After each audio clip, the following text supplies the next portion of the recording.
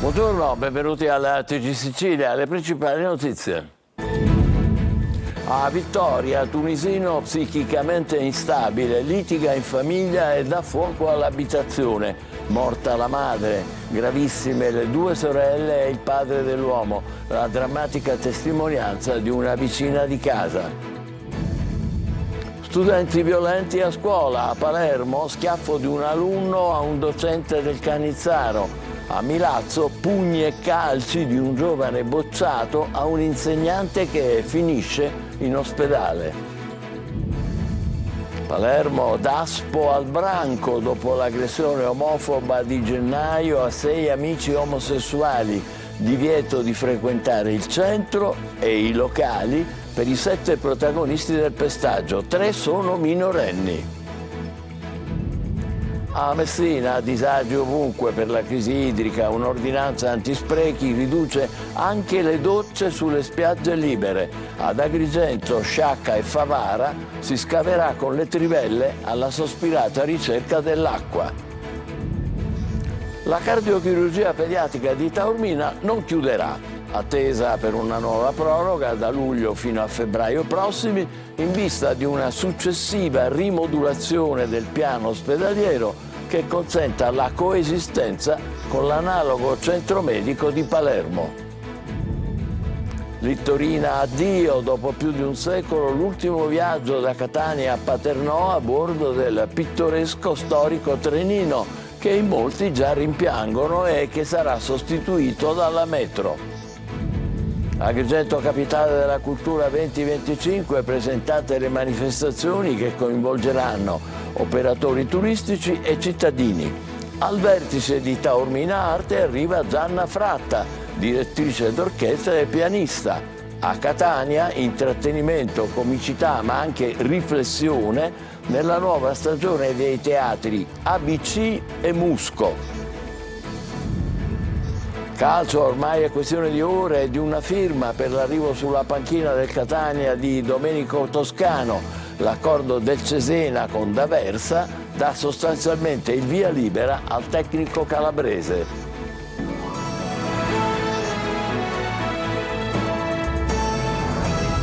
Bentrovati, tragedia familiare a Vittoria, tunisino con problemi psichici, dà fuoco all'abitazione della famiglia, è morta la madre, gravemente ustionate le sorelle dell'uomo che è stato fermato e il padre. Angelo Gagliano.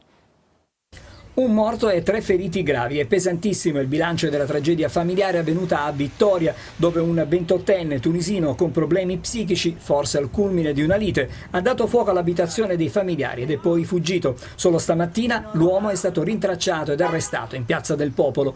Il rogo non ha lasciato scampo alla mamma, che è arrivata in ospedale in fin di vita con ustioni su oltre il 90% del corpo. Condizioni disperate anche per le 2 sorelle di 19 e 34 anni. La prima ha ustioni su oltre il 50% del corpo, la seconda sul 70%. Entrambe sono ricoverate e intubate nel reparto grandi ustioni del Canizzaro di Catania. In ospedale anche il padre del 28enne, che è ricoverato a Ragusa, alla Giovanni Paolo II, e potrebbe essere trasferito in un'altra struttura. Secondo quanto ricostruito dagli investigatori, il tunisino avrebbe appiccato il fuoco utilizzando dei copertoni ed il rogo, conferma una vicina, si è sviluppato in piena notte. Rapia, vai Maria, che teravano che sta per andare, tutto coperte, tutto bruciate, tutte quelle signore che ci sono altre coperte là, perché erano l'altra signora che era buttata qua, erano già morire. La piccola abitazione in Piazza dell'Unità a Vittoria è stata completamente distrutta dalle fiamme che l'hanno avvolta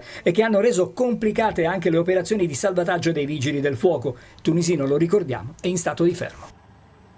Schiaffi, pugni, calci a insegnanti. 2 episodi gravissimi a Palermo e a Milazzo chiudono con agitazione l'anno scolastico nella nostra regione. Il fatto più grave in provincia di Messina. Marco Gullà.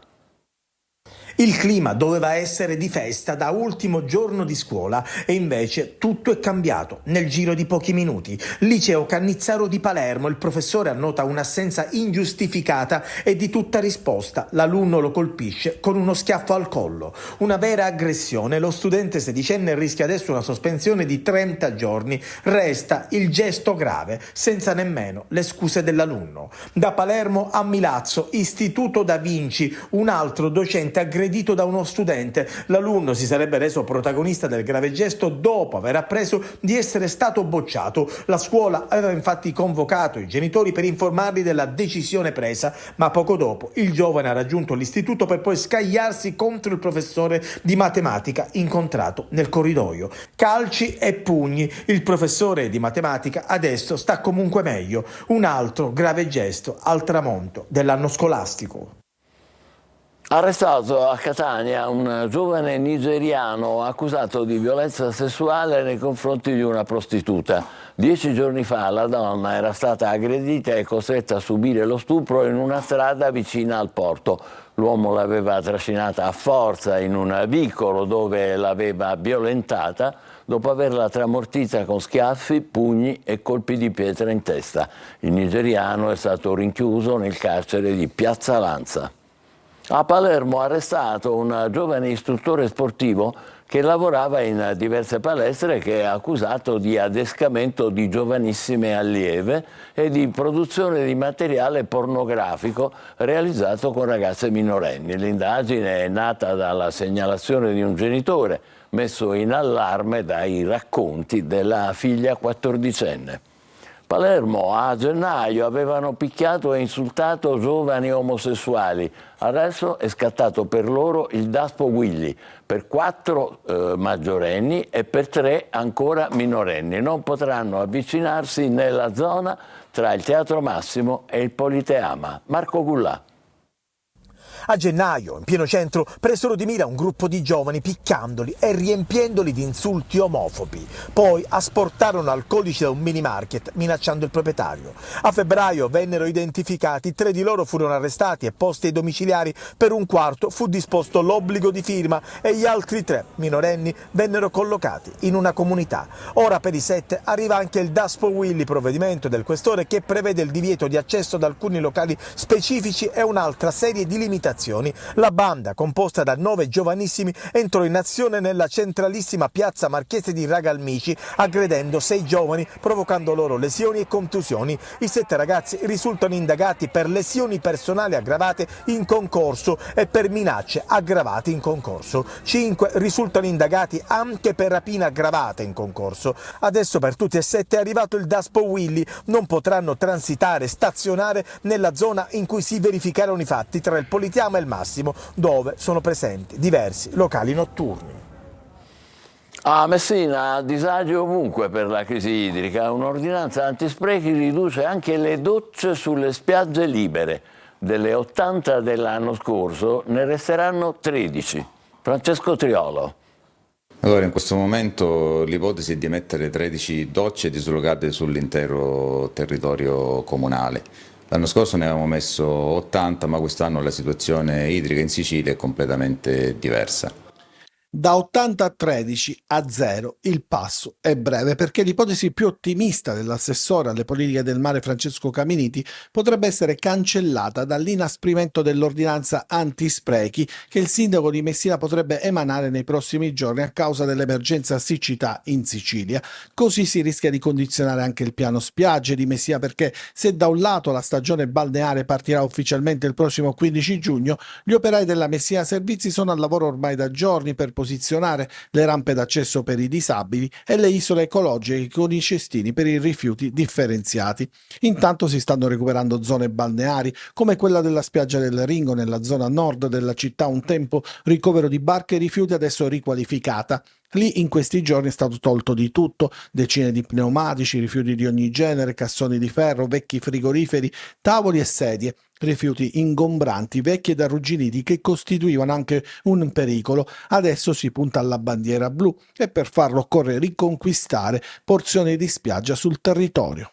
Il problema principale per la bandiera blu è che andiamo a chiedere 2 tratti di spiaggia che sono Santa Margherita e Capo Peloro, e una striscia limitata di arenile rispetto ai 56 km di costa messinese, però la maggior parte di questa costa è a rischio erosione, quindi dobbiamo concludere tutti gli interventi che abbiamo programmato e che abbiamo attivato. Intanto la siccità crea problemi anche agli allevamenti, tanto che a Bronte e Maniace la Coldiretti ha fatto arrivare un tir di erba medica disidratata per sfamare gli animali, un modo per aiutare le imprese agricole che hanno grandi difficoltà dopo mesi senza pioggia. Ancora alla crisi idrica, in provincia di Agrigento sono pronte a entrare in azione le trivelle alla ricerca dell'acqua per tamponare appunto la situazione. Davide Sardo. La provincia di Agrigento sarà come il Texas, le trivelle saranno ovunque alla ricerca non del petrolio ma dell'acqua, ancora più preziosa in una terra morsa dall'afa, dalla siccità, dalla mancanza di infrastrutture adeguate e quindi dalla crisi idrica. Si scaverà senza sosta tra Agrigento e poi Favara e Sciacca, come ribadito l'AICA, l'azienda idrica dei comuni agrigentini. Attraverso una sorta di interconnessione con tutte le reti, certamente possiamo in qualche modo provare a diminuire i disagi della popolazione. Questi pozzi ci daranno nel breve oltre 100 litri di acqua al secondo e questo sicuramente, considerato che Sicilia Acque ha tagliato l'approvvigionamento ad AICA del 30%, sicuramente questo potrebbe essere una prima risposta. E come detto si trivellerà anche a Favara, il pozzo ricadente sul territorio comunale non sarà capace di rendere più di 20 litri al secondo. Non è tutto, i favaresi riceveranno anche l'acqua destinata alla carcere di Lorenzo della zona Petrusa. Con una serie di interventi sulla linea Petrusa saremo in grado di poter intervenire anche sulla condotta che porta l'acqua al carcere, intanto strozzando e tornando anche le abitazioni intorno al carcere, ma poi la cosa più importante, a breve ci sarà la possibilità di fornire il carcere con delle autobotti, quindi dando più respiro alle utenze di Favara. L'unico rimedio risolutivo alla crisi idrica sono i dissalatori, come appena ripetuto anche dal cartello sociale, ovvero diocesi, CGIL, CISL e GUIL. La cardiochirurgia dell'ospedale Sirina di Taormina non chiuderà. La Regione siciliana ha avviato le procedure con il Ministero per la revisione della rete ospedaliera e il Ministro potrebbe emanare un'altra proroga fino a febbraio prossimo. Manlio Viola. Tempi lunghi per ottenere una deroga definitiva al piano ospedaliero che consenta alla cardiochirurgia pediatrica di Taormina di restare aperta anche in presenza di altra cardiochirurgia a Palermo. La procedura è avviata, ma i tempi per la deroga definitiva potrebbero non essere in linea con le esigenze siciliane. L'operatività della cardiochirurgia pediatrica di Taormina, attualmente in convenzione con l'IRCS Bambin Gesù di Roma, è stata al momento prorogata fino al 31 luglio 2024 su richiesta del governo della regione e senza una deroga ministeriale sarebbe destinata a chiudere. Tra luglio 2023 e marzo 2024 sono stati 165 gli interventi eseguiti nella struttura di Taormina su pazienti provenienti dalla Sicilia ma anche dalla Calabria, ai quali si aggiungono i 167 del centro del capoluogo, quindi nell'altra cardiochirurgia, avviato il 4 luglio 2023 in convenzione con il San Donato di Milano. Questi i dati a supporto della richiesta che testimoniano la validità dell'iniziativa e la sostenibilità a garanzia dell'operatività di entrambi i poli di cardiochirurgia pediatrica da mettere in relazione fra loro. L'ipotesi avanzata al Ministero prevede infatti un forte raccordo operativo tra il reparto di Taormina con 8 posti letto e quella di Palermo con 12. Anche sul piano delle risorse finanziarie le due aziende sanitarie hanno già previsto specifici appostamenti di spesa. In attesa che la procedura di deroga definitiva e revisione della rete ospedaliera faccia il suo corso, si pensa dunque ad una nuova proroga. Entro fine giugno si saprà se i tempi della procedura sono compatibili o se procedere ad una proroga per la quale il Ministro si è già detto disponibile. Si tratterebbe di consentire l'apertura di Taormina almeno fino a febbraio 2025, un tempo sufficiente a definire la revisione della rete ospedaliera. Sabato 15 il trenino della Circumetnea si fermerà per sempre sul tratto Catania-Paternò. È un pezzo di storia che scompare per lasciare spazio alla moderna metropolitana. E facciamo quest'ultimo viaggio in Littorina con Lorena Dolci. Noi siamo fra gli ultimi passeggeri che da questa banchina della stazione Borgo di Catania prenderanno il treno della Circumetnea. Dal 15 giugno, infatti, su questa tratta Catania-Paternò, lo storico trenino che da oltre un secolo circumnaviga il vulcano, si fermerà per sempre. Dal piano tavola con la FCE, andavo al Vaccarini, ci ho passato 5 anni sulla FCE e quindi oggi è un po' una sorta di Amarcord.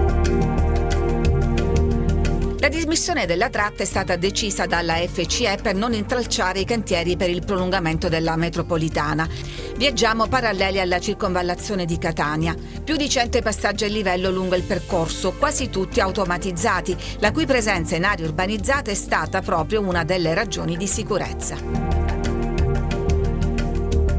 Tra i nostri compagni di viaggio anche un ferroviere in pensione, vera enciclopedia del sapere sui binari. 40 anni di seguito. Un pezzo di cuore. Un pezzo di cuore senz'altro. Però la notizia buona è che vengono dismessi solo 20 km e il resto di 90 km resta in esercizio. 20 chilometri fondamentali, replicano però i promotori della petizione Salva la Circum, che in poco tempo ha raccolto quasi 6.000 firme. La linea viene letteralmente decapitata. La testa forse non è la maggior parte del corpo della persona, forse non è la parte più bella se vogliamo, però è fondamentale. Tolta la testa non si può dire che hai tolto il 20%, la persona l'hai uccisa. Se la FCE guarda i numeri del traffico, al collegamento con l'aeroporto e alla sicurezza, i contrari al progetto parlano di una Ferrari sovradimensionata rispetto al servizio e pensano alla legge che tutela le ferrovie storiche. È un controsenso, no? Andare a dismettere parzialmente la circumetnea quando una legge invece prevede il potenziamento, il recupero di queste ferrovie. Dopo piano tavola, ecco i cantieri della metropolitana che da qui emergerà in superficie, affiancando quelli a scartamento ridotto della Circum. Manteniamo comunque il binario, c'è il modo per mantenerlo. Quando un domani sarà, chissà quando, tutto completato, potremo scegliere se mantenere questo binario per un servizio turistico, un servizio espresso oppure farci altro. Con questa segreta speranza nel cuore arriviamo alla stazione di Paternò. Da qui e fino al riposto per ora il trenino è salvo.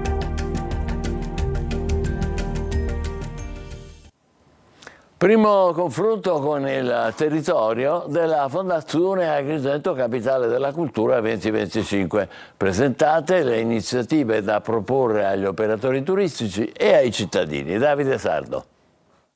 La Fondazione Agrigento Capitale Italiana della Cultura ha avviato la fase di rodaggio. Sul tavolo al Consorzio Universitario sono stati poggiati i primi progetti ed iniziative da proporre ai turisti e ai visitatori dal 1 gennaio 2025 e per un intero anno.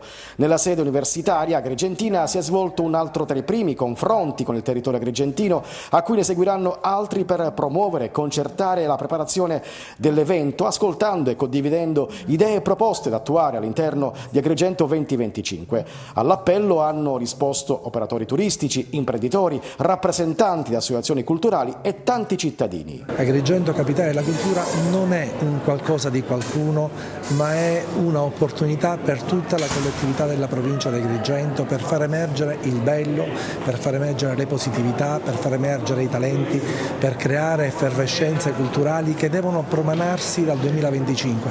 Il 2025, consentitemi, è un punto di partenza, non è un punto di arrivo. Guai a immaginare il 2025 come fosse soltanto l'anno della cultura. Dobbiamo far sì che quest'anno diventi invece il punto di partenza per gli anni successivi. Continuiamo a fare il nostro lavoro come Farm, abbiamo un progetto che realizzeremo comunque e a prescindere, che è la Biennale delle città del mondo. Rotto il ghiaccio, buona la prima, come si dice in questi casi, in virtù del successo dei partecipanti, la Fondazione Agrigento 2025 adesso è in viaggio per il vasto territorio della provincia per incontrare e confrontarsi con altrettanti interlocutori, alimentando e stimolando interesse e passione verso l'avvento dell'anno capitale della cultura. Gianna Fratta è la nuova direttrice artistica di Taormina Arte. Prende il posto di Beatrice Venezzi e debutterà con uno degli eventi più importanti per la Fondazione, il Festival del Cinema, in programma a luglio. Allunghiamo la stagione, assicura. Spettacoli non solo d'estate. Eva Spampinato. Il passaggio di testimone è stato un passaggio di bacchetta. Alla direzione artistica della Fondazione Taormina Arte arriva Gianna Fratta, direttrice d'orchestra e pianista, che prende il posto di un'altra maestra d'orchestra, Beatrice Venezzi, che ha lasciato Taormina dopo il commissariamento, in seguito al quale ha finito il suo compito la sovrintendente Ester Bonafede. La Fratta, originaria di Erba, in provincia di Como, è legata alla Perla dello Ionio da lungo tempo. Io ho avuto in verità molte frequentazioni con Tau Arte come project manager del Festival Belline, insomma delle celebrazioni belliniane organizzate dalla Regione Sicilia, che ha avuto a che fare per vari anni con Tau Arte. Fratta si occuperà di produrre, promuovere e valorizzare tutti gli eventi artistici della Fondazione, dalla musica al teatro, dalla danza al cinema, proprio alla vigilia della 70ª edizione della Taormina Film Fest, punta di diamante della Fondazione, che si terrà dal 12 al 19 luglio. Stiamo programmando con il commissario Bonomo tutta una serie di attività e cercheremo anche di metterlo in contatto con artisti, intellettuali, attori di caratura internazionale, quindi certamente ci daremo tutti molto da fare. E avremo tante manifestazioni di teatro, di musica, non solo nei mesi estivi, ma pensiamo di allungare la stagione anche nei mesi autunnali e poi invernali. Ma già la prossima settimana arriverà il primo appuntamento importante per la neodirettrice, il Tau Book, dove vestirà un doppio ruolo. Dirigerò per il oramai credo 4º anno consecutivo il galà di Tau Book. Quest'anno c'ha degli ospiti molto prestigiosi, sono già stati annunciati. Nel corso della sua carriera, la Fratta ha suonato e diretto in molti prestigiosi teatri, da Buenos Aires a Seul, da Hong Kong a Praga. Presentata la nuova stagione dei teatri ABC e Musco di Catania, tanti nomi di grande rilievo regionale e nazionale, per un cartellone all'insegna della comicità, dell'intrattenimento, ma anche della riflessione. Di nuovo Eva Spampinato. Sarà una stagione per la 3ª volta all'insegna del divertimento, della spensieratezza, è proprio una stagione che accoglie il pubblico per farlo stare bene. 2 cartelloni, 26 nomi di prestigio e una parola d'ordine: sorridere con leggerezza. È stata presentata questa mattina la stagione 2024-2025 dei teatri ABC e Musco, che a partire da ottobre alzeranno il sipario su nuove commedie e spettacoli di intrattenimento. E ci saranno anche 3 appuntamenti nazionali con Tedeschi, Iannuzzo e Quattrini. Verranno fatti all'ABC per accogliere più persone, dato che sono spettacoli nazionali e dove ci sarà una grande affluenza, ma dato che l'ABC e il Musco fanno parte della stessa famiglia, sicuramente sarà una grande stagione complessivamente divertente per tutti. Dagli amatissimi interpreti di casa nostra ai prestigiosi nomi del teatro italiano, passando per le performance di Arturo Brachetti. Una stagione come ogni anno, prestigiosissima, Pannofino, Rubini, Buccirosso, Boni, quindi la crème del teatro nazionale. Il berretto a sonagli di Pirandello sarà affidato a Enrico Guarneri. Una prova, diciamo, ardua, difficile, complicata, perché bisogna misurarsi con esempi non luminosi ma abbaglianti. Che chiuderà poi con il Paraninfo di Capuana, mentre Pippo Pattavina svestirà i panni pirandelliani per indossare una maschera comica. Una commedia pazza in un certo senso, che si chiama Il Ratto delle Sabine. Questo attore girovago con una compagnia di scalcinati, di un'ignoranza abissale, scambia il ratto per topo, per sorci, insomma ne succedono di tutti i colori. Facciamo una breve pausa, poi calcio Catania, a breve l'ufficialità per Toscano. State con noi, vi aspettiamo.